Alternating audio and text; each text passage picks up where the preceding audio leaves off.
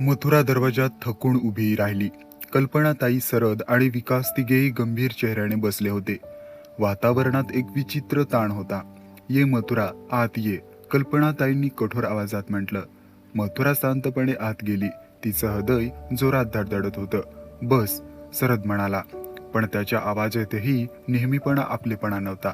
मथुरा बसली. काही क्षण सगळे शांत राहिले. मग कल्पनाताई बोलायला लागल्या.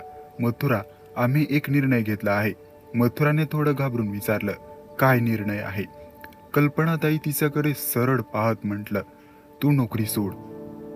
क्षणभर मथुराला काहीच ऐकू आलं नाही. जणू सगळं थप्प गुलिका.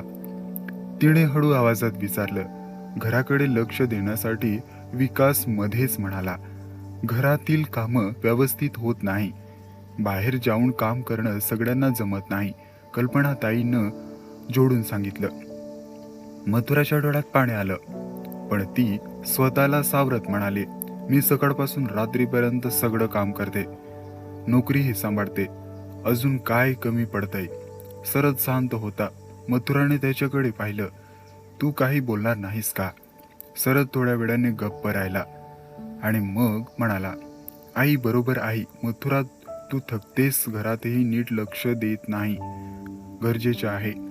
हे ऐकून मथुराचं मन पूर्णपणे खचलं. त्या रात्री ती आपल्या खोलीत आली आणि खूप वेळ रडत बसली. तिला आठवलं तिने किती मेहनत करून शिक्षण पूर्ण केलं होतं.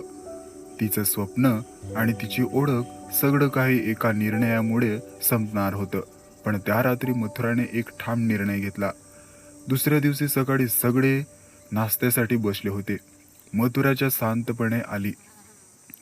"मला काही सांगायचे आहे," ती म्हणाली. सगळे तिच्याकडे पाहू लागले. "मी नोकरी सोडणार नाही," कल्पनाताई चिडून म्हणाला. "काय? तू आमचं ऐकणार नाहीस का?" मथुरा शांत पण ठाम आवाजात म्हणाले, "मी घराची जबाबदारीही निभावेन आणि नोकरीही करेन, पण माझं शिक्षण, माझी स्वप्न मी सोडणार नाही." सरद आश्चर्याने तिच्याकडे पाहत होता.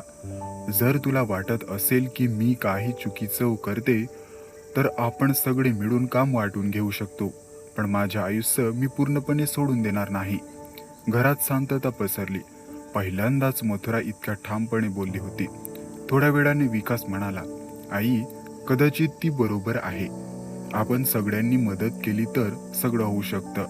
सरदने मान हलवली. "हो आई, मथुरा खूप मेहनत करते."